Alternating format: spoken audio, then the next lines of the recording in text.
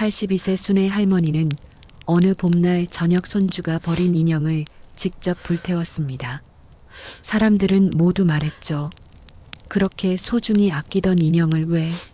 하지만 아무도 몰랐습니다. 그 불빛 속에 50년간 가슴에 묻어둔 한 사람의 이름이 있었다는 거리요. 오늘 그날의 불빛에 담긴 이야기를 조용히 들어보실래요? 겨울 끝자락의 바람이 유난히 매서운 오후였어요. 마을 길모퉁이, 오래된 시멘트 담장 옆 쓰레기 봉투 사이로 낡은 인형 하나가 반쯤 묻혀 있었습니다. 머리카락은 누렇게 변색되어 있었고 한쪽 팔은 이미 떨어져 나가 있었죠. 82세의 순의 할머니는 장을 보러 나가던 길에 그 인형을 발견했습니다. 할머니는 순간 걸음을 멈췄어요. 눈에 익은 듯한 그 인형의 분홍 리본이 마음을 철렁하게 했습니다. 이게 그 인형 아니요? 할머니의 손이 떨렸습니다. 그 인형은 10여 년 전 손녀 소영이가 5살 때 늘 품고 자던 인형이었습니다. 밤마다 꼭 껴안고 자며 할머니 이 인형 이름은 미미야, 미미가 나랑 놀아줄 거야. 하던 그 어린 목소리가 귓가를 스쳤습니다. 할머니는 허리를 굽혀 인형을 주워 들었어요. 손끝에 닿은 인형의 천이 얼음처럼 차가웠습니다. 이걸 왜 버렸을까? 순의 할머니는 한참을 그 자리에서 서 있었습니다. 옆집 아주머니가 지나가며 말을 건넸죠. 아이고, 순의 어르신. 또 추억에 잠기셨네요? 할머니는 잠시 웃음 비슷한 걸 지었지만 그 표정은 씁쓸했습니다. 그게 우리 소영이가 어릴 때 늘 안고 다니던 인형인데 저걸 버렸네요. 아주머니는 어깨를 으쓱했습니다. 요즘 애들은 옛날 거 다 버려요. 새 거 사면 그만이래요. 할머니는 아무 대답도 하지 않았습니다. 그저 조용히 인형을 품 안에 안았어요. 마치 얼어붙은 무언가를 녹이려는 듯 손끝으로 인형의 머리칼을 쓰다듬었습니다. 집에 돌아오는 길 할머니의 걸음은 평소보다 훨씬 느렸습니다. 집 앞 마당에는 말라붙은 장작더미가 쌓여 있었죠. 할머니는 인형을 내려다보다 문득 고개를 들었습니다. 이걸 태워야겠다. 그 말은 할머니 스스로도 놀랄 만큼 단호했습니다. 그날 저녁 하늘은 잿빛이었어요. 마당 한켠에서 장작 몇 개를 꺼내 쌓고 할머니는 조심스레 인형을 그 위에 올렸습니다. 불을 붙이자 마른 나무 냄새와 함께 작은 불꽃이 인형의 리본을 스쳤어요. 순간 할머니의 눈에는 눈물이 맺혔습니다. 미안하다, 미미야. 나직한 목소리였지만 그 안에는 오래된 기억과 후회, 그리고 무언가를 놓아보내려는 결심이 담겨 있었습니다. 불꽃이 점점 커지자 인형의 얼굴이 서서히 사라졌습니다. 그 순간 할머니는 작은 한숨을 내쉬며 중얼거렸죠. 이제 나도 좀 놓아야지. 그 불길이 꺼질 때까지 할머니는 단 한 발짝도 움직이지 않았습니다. 마치 불타는 인형이 아니라 자신의 지난 세월이 타들어가는 걸 바라보는 듯 했어요. 불길이 완전히 잦아들자 할머니는 조용히 재 속을 바라보았습니다. 검은 재 사이에서 반쯤 녹은 인형의 눈 하나가 반짝거렸습니다. 그건 마치 무언가 아직 끝나지 않았다고 말하는 듯 했죠. 할머니는 그 눈빛을 보며 아주 천천히 속삭였습니다. 너도 알고 있지 내가 왜 그랬는지. 그 말은 바람에 섞여 사라졌습니다. 그러나 할머니의 마음속엔 아직 꺼지지 않은 무언가가 남아 있었습니다. 며칠 뒤 봄 햇살이 살짝 기울던 오후였어요. 순의 할머니의 집 마당엔 불에 탄 인형의 재가 아직 남아 있었습니다. 할머니는 빗자루로 천천히 그 자리를 쓸며 중얼거렸습니다. 참 별짓을 다 했네 나도. 그때 대문이 덜컥 열리며 익숙한 목소리가 들렸습니다. 할머니, 나왔어요. 순의 할머니는 손에 쥔 빗자루를 멈췄습니다. 그 목소리는 손녀 소영이었죠. 오랜만에 듣는 목소리였지만 그 말투엔 예전의 밝음이 없었습니다. 소영이 왔니? 웬일이냐, 연락도 없이. 그냥 보고 싶어서요. 할머니는 무심한 척 했지만 속으로는 반가움이 밀려왔습니다. 손녀가 직장에 나가고 이사 간 지 벌써 몇 해였던가요? 명절에도 바쁘다며 얼굴을 보기 힘들었죠. 밥 먹었냐? 아니요, 아직이요. 그럼 들어와. 국 데워줄게. 할머니는 부엌으로 향했습니다. 냄비 속 된장국이 보글보글 끓는 동안 소영은 마루에 앉아 창밖을 내다봤어요. 그녀의 시선이 마당 한켠 까맣게 그을린 자리를 향했습니다. 할머니, 저기 뭐 태우셨어요? 그 말에 할머니의 손이 잠시 멈췄습니다. 응? 아, 그거 그냥 헌 나무 조각 좀. 이상하네요. 인형 타는 냄새 같은 게 났던데. 할머니는 순간 국자로 냄비를 저으며 시선을 피했습니다. 인형 같은 걸 태울 내가 어딨니? 나이가 몇인데. 할머니, 혹시 미미 태우셨어요? 그 이름이 나오는 순간 부엌 안공기가 얼어붙은 듯 했어요. 할머니는 천천히 고개를 돌려 손녀를 바라봤습니다. 그걸 어떻게 알았니? 소영은 미소도 없이 대답했어요. 제가 버렸어요. 그 인형. 할머니는 말문이 막혔습니다. 그 귀한 걸 왜? 소영은 조용히 고개를 숙였습니다. 할머니, 저 그 인형만 보면 어릴 때 생각이 나요. 할머니랑 같이 있던 그 집, 그 냄새, 그때 그 사람들 다요. 근데 그게 너무 힘들었어요. 순의 할머니는 아무 말도 하지 못했습니다. 손녀의 어깨가 작게 떨리고 있었습니다. 그땐 몰랐는데 어른이 되고 나니까 그 인형이 꼭 저한테 붙은 상처 같았어요. 그래서 버렸어요. 할머니는 한동안 손녀를 바라보다가 조용히 한숨을 내쉬었어요.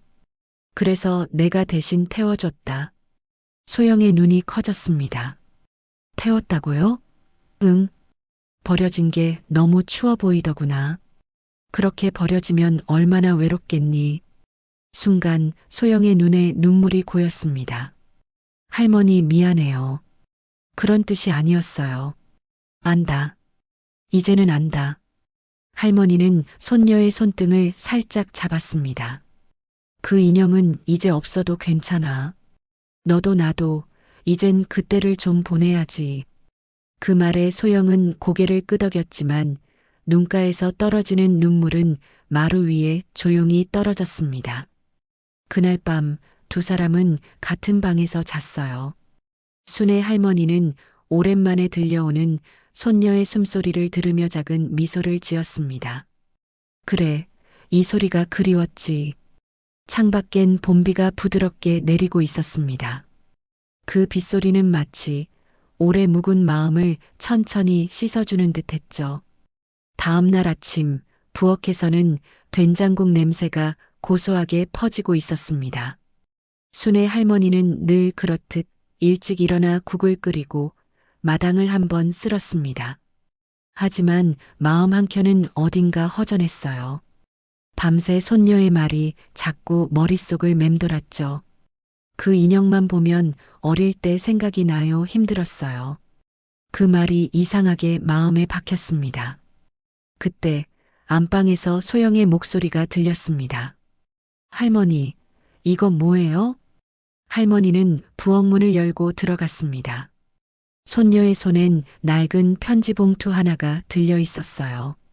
편지는 오래돼 색이 누렇게 변해 있었고 글씨는 흐릿했지만 분명히 남아 있었습니다.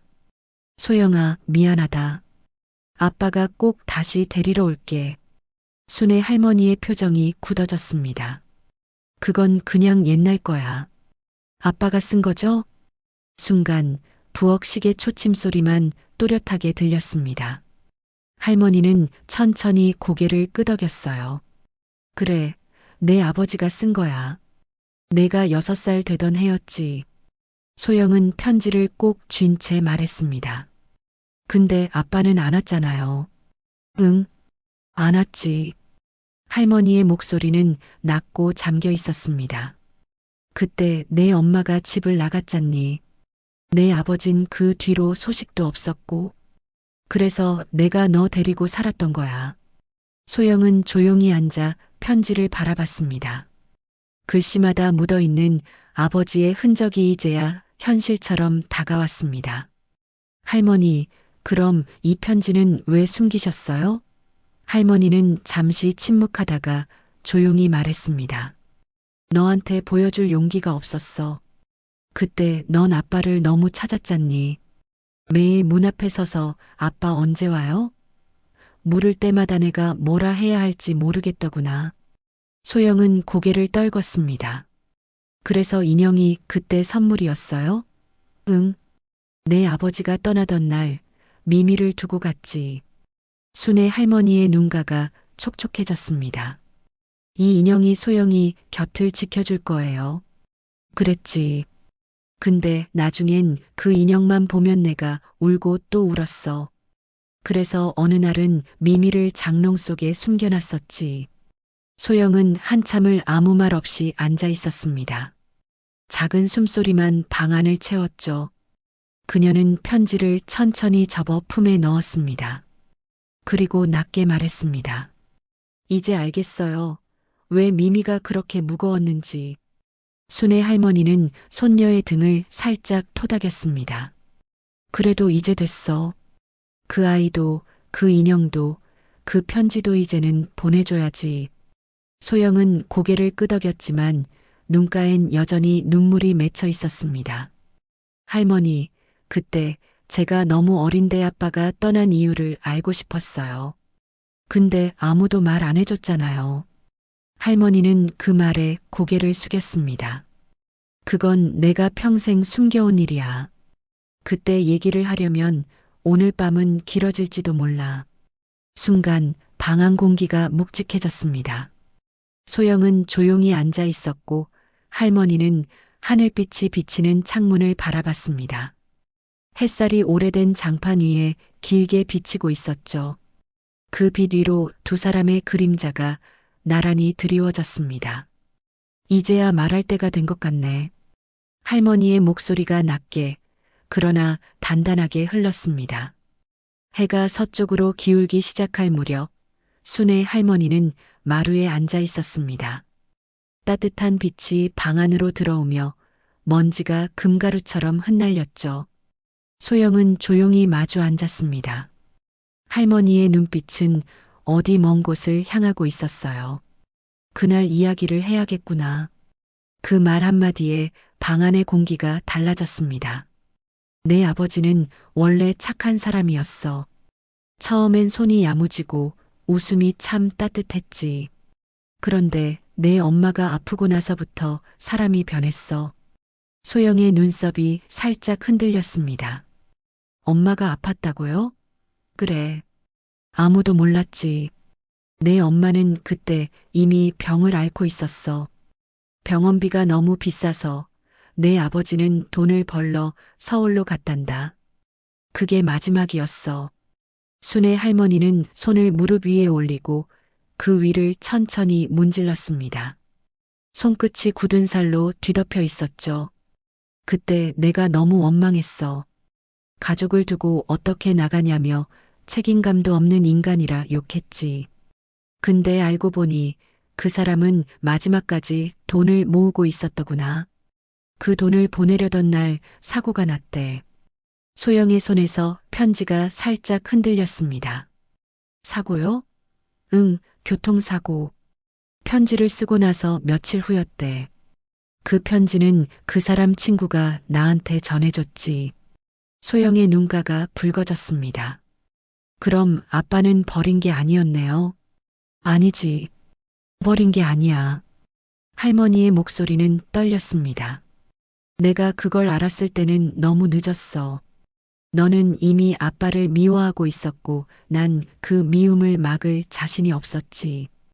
그래서 그냥 침묵했어. 소영은 입술을 깨물었습니다.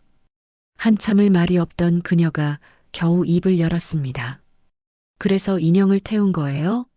그날 그 인형을 보니까 그 모든 게 떠올라서 할머니는 천천히 고개를 끄덕였습니다. 맞아. 그 인형을 보는 순간 너한테 하지 못한 말들, 그 사람 얼굴, 그리고 그날의 내가 다 밀려왔어. 그래서 태웠지. 이제는 그 죄책감도 함께 보내야 할 것 같아서 소영은 조용히 울었습니다. 그 눈물은 슬픔이라기보다 긴 시간 쌓인 오해가 녹는 듯한 눈물이었어요. 할머니는 그 눈물을 바라보며 손을 내밀었습니다. 이제는 미워하지 말아라. 너희 아빠도 나도 그 누구도. 소영은 고개를 끄덕이며 할머니의 손을 꼭 잡았습니다. 할머니, 이제 알겠어요. 제가 미워해야 할 사람은 없었네요. 그 말에 할머니는 미소를 지었습니다. 그래, 그거면 됐다. 두 사람은 한참 동안 말없이 마루에 앉아 있었습니다. 햇살이 점점 사라지고 마당의 그림자가 길게 늘어졌습니다. 바람이 살짝 불자 마당 한켠에 쌓인 재가 흩날렸어요. 그 재 속에서 누렇게 그을린 인형의 리본 조각 하나가 바람결에 날아올랐습니다. 소영은 그것을 보고 조용히 중얼거렸습니다. 미미도 이제 편해졌겠네요. 할머니는 그 말을 듣고 아주 천천히 눈을 감았습니다. 그 표정엔 오랜 세월의 무게가 내려앉은 듯 하면서도 어딘가 편안함이 스며 있었습니다. 그날 밤 집안은 고요했습니다. 벽시계의 초침이 틱, 틱 소리를 내며 어둠 속을 가르고 있었어요. 순의 할머니는 잠이 오지 않았습니다. 한참을 뒤척이다가 장롱 깊숙이 숨겨둔 낡은 상자를 꺼냈습니다. 상자 안에는 오래된 흑백 사진 몇 장, 그리고 편지들이 묶여 있었어요. 그중 하나 종이가 반쯤 닳아 있었고 글씨는 거의 사라질 만큼 희미했죠. 할머니는 손끝으로 그 글씨를 더듬었습니다. 순애 씨, 내가 잘못했어요. 하지만 믿어줘요. 나 당신과 소영이를 버린 게 아닙니다. 순간 할머니의 손이 멈췄습니다. 그 사람 결국 나한테도 말하고 싶었구나. 그 말이 새어나왔습니다. 눈가에 뜨거운 눈물이 맺혔습니다. 그동안 미워했던 시간, 억지로 잊으려 했던 기억이 한꺼번에 밀려와 마음을 쓸어내렸습니다. 할머니는 조용히 상자를 닫고 일어섰습니다. 마당으로 나가 하늘을 올려다보았습니다. 별빛이 옅게 번져 있었고 바람이 살짝 차가웠어요. 그때 방문이 열리며 소영이 나왔습니다. 할머니, 잠 못 주무셨어요? 응. 좀 생각이 나서. 아빠 편지요? 그래, 그거. 두 사람은 나란히 마당 끝 벤치에 앉았습니다. 잠깐의 침묵이 흐르다가 소영이 조용히 물었습니다. 할머니, 아빠는 정말 행복했을까요? 순의 할머니는 고개를 돌려 손녀를 바라봤습니다. 그건 모르지. 근데 그 사람은 끝까지 가족을 생각했어. 그게 다야. 그거면 됐지. 소영은 미소를 지었지만 눈시울은 붉어져 있었습니다. 그런데 할머니 이 편지, 마지막 문장이 이상해요. 소영은 주머니에서 편지를 꺼냈습니다. 이 편지가 도착할 즈음 내가 당신 곁에 가지 못하더라도 그 인형이 내 마음을 전해줄 거예요. 순의 할머니의 눈이 순간 흔들렸습니다. 그 인형이 내 마음을 전해줄 거예요. 그 문장은 마치 오래된 약속처럼 들렸습니다. 그래서였구나. 할머니는 중얼거렸습니다. 그 인형이 내 아버지의 마지막 마음이었어. 소영은 입을 다물지 못했습니다. 그럼 그 인형을 태운 거는 그 사람의 마음을 이제 보내주겠다는 뜻이었지. 순의 할머니는 하늘을 바라보며 낮게 웃었습니다.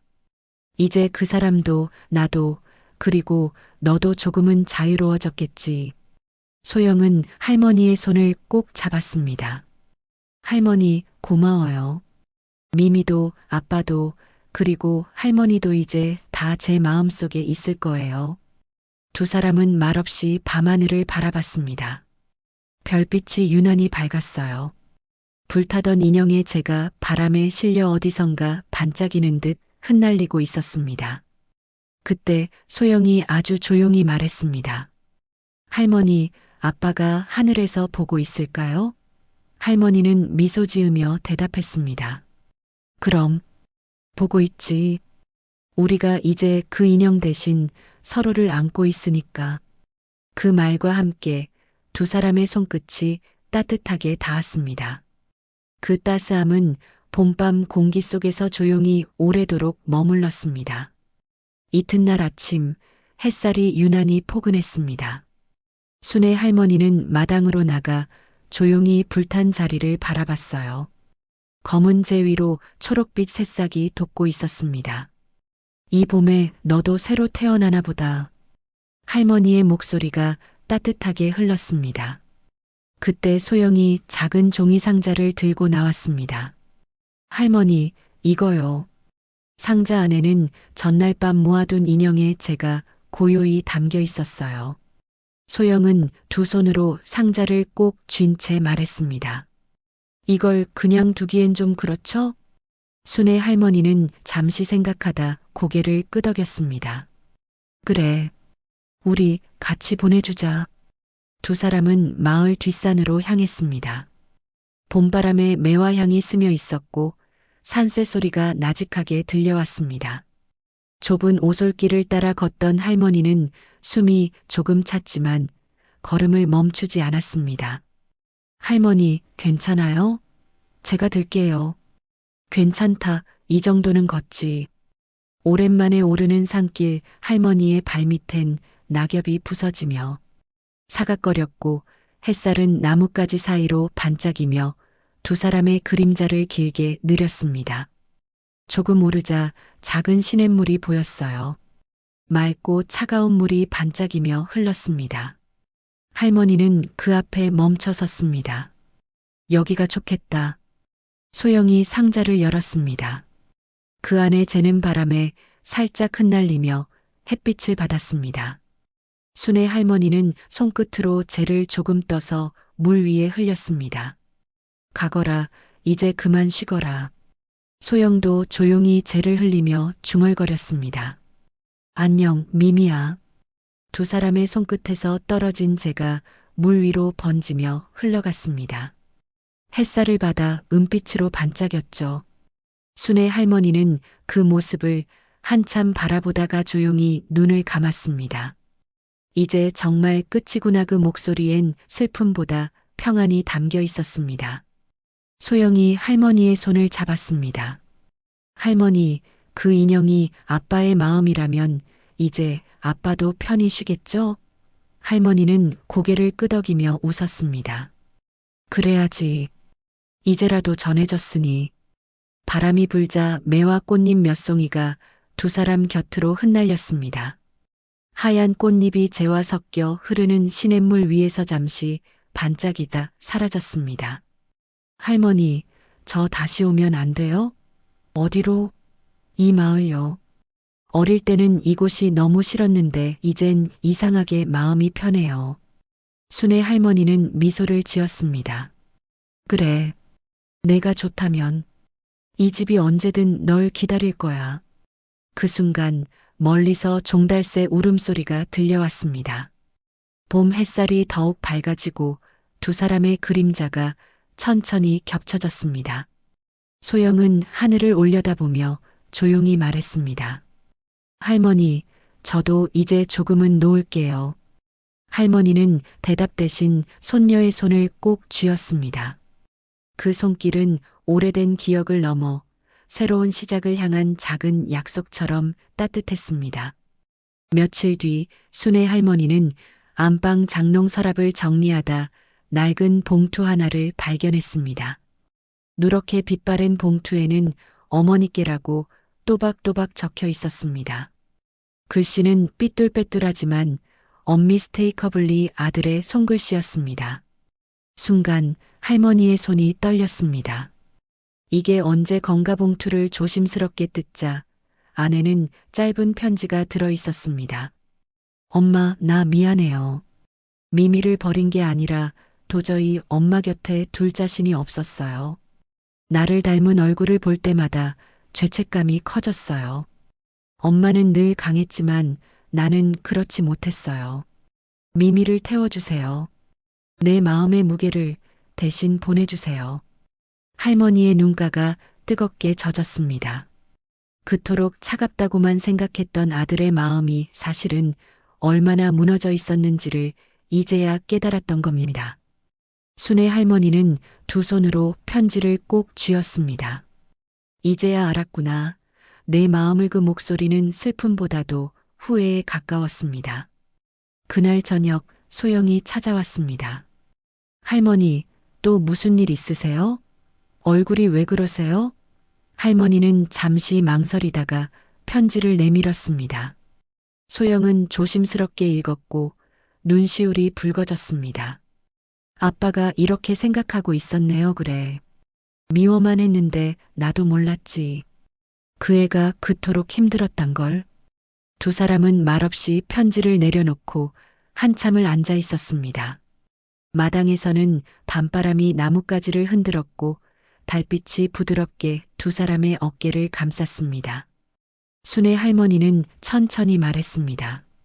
그 인형을 태운 게 결국 아들의 부탁이었네. 난 화가 나서 그랬는데 사실은 그 애가 마지막으로 부탁한 일이었어. 소영은 고개를 숙인 채 조용히 대답했습니다. 아빠도 할머니도 서로 미안했네요. 그래. 우리 셋 다 미안한 마음뿐이었지. 순애 할머니는 손녀의 머리를 쓰다듬으며 부드럽게 웃었습니다. 그래도 이제 됐어. 미미도 내 아버지도 이제는 편히 쉴 거야. 그날 밤 할머니는 잠이 오지 않았습니다. 창가에 앉아 별이 가득한 하늘을 바라봤습니다. 눈앞에는 어린 아들이 웃으며 인형을 안고 뛰던 모습이 스쳤습니다. 이제야 내가 왜 그랬는지 알겠구나. 그 말에 대답이라도 하듯 창밖의 바람이 살짝 불어와 커튼을 흔들었습니다. 순애 할머니는 미소를 지었습니다. 고맙다 그리고 미안하다, 내 새끼야. 밤은 고요했고 달빛 아래 인형에 제가 담긴 항아리는 은은히 반짝이고 있었습니다. 며칠 뒤 마을에는 봄비가 내렸습니다. 가늘게 내리는 빗줄기 사이로 매화꽃이 흩날렸습니다. 순애 할머니는 마루에 앉아 비를 바라보며 따뜻한 차를 한 모금 마셨습니다. 손녀 소영은 그 옆에서 조용히 뜨개질을 하고 있었죠. 할머니, 내일 서울 올라가요. 다시 병원 일도 시작해야 하고요. 소영의 말에 할머니는 천천히 고개를 끄덕였습니다. 그래, 내가 있어야 할 대로 가야지. 내 걱정은 말아라. 이젠 마음이 한결 가벼워졌어. 순애 할머니의 얼굴엔 잔잔한 미소가 떠올랐습니다. 며칠 전 아들의 편지를 읽은 후구녀의 표정은 어딘가 편안해졌습니다. 이제는 억지로 무언가를 붙잡으려 하지 않았습니다. 할머니, 그제 여전히 집에 두실 거예요? 응, 저 매화나무 밑에 두었단다. 비가 오면 조금씩 스며들겠지. 그럼 그 애도 미미도 이 흙이 되어 다시 피어나겠지. 소영은 고개를 끄덕이며 빗소리를 들었습니다. 마당에 떨어지는 빗방울이 잔잔히 튀며 반짝였습니다. 그 순간 한 줄기 햇빛이 구름 사이로 비쳤습니다. 할머니는 그 빛을 보며 천천히 말했습니다. 인생이란 게 참 신기하지 않니? 버리고 태우고 울어도 결국은 다시 피어나더구나. 소영은 미소를 지으며 대답했습니다. 그래서 봄이 매년 오는 걸까요? 할머니는 눈을 가늘게 뜨며 멀리 산 쪽을 바라봤습니다.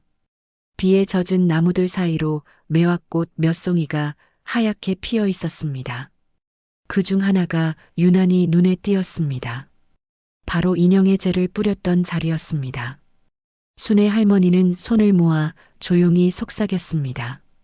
고맙다, 잘 지내고 있지? 그곳에서도 봄이 피었으면 좋겠구나.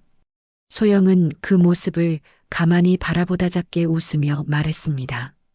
할머니, 나중에 다시 내려올게요. 그땐 같이 밭에도 나가요.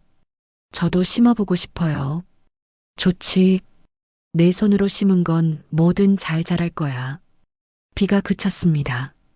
마당에 흙내음이 은은히 퍼졌고 창문 사이로 따뜻한 햇살이 스며들었습니다. 순애 할머니는 천천히 일어나 마당으로 나갔습니다. 발밑에 흙이 촉촉했고 매화 향기가 코끝을 스쳤습니다. 그녀는 살짝 웃으며 하늘을 올려다봤습니다. 이제야 알겠어요. 이별도 용서도 결국 사랑이었네요. 그 말에 소영은 조용히 고개를 끄덕였습니다. 그들의 뒤로 매화나무 한 그루가 바람에 흔들리며 하얀 꽃잎을 흩날렸습니다. 그 꽃잎들이 하늘을 돌아 빗방울처럼 내려앉았죠. 마치 누군가의 미소처럼 따뜻하게. 그리고 그렇게 할머니의 봄은 조용히 그러나 단단하게 다시 피어났습니다. 불꽃은 사라졌지만 마음에 남은 건 따뜻함이었죠. 용서도 이별도 결국은 사랑의 다른 이름이었습니다. 여러분의 마음속에도 아직 태우지 못한 인형 하나쯤은 있지 않나요? 언젠가 그 불빛 속에서 또 다른 봄이 찾아오길 바랍니다. 오늘도 인생 함께 해주셔서 고맙습니다.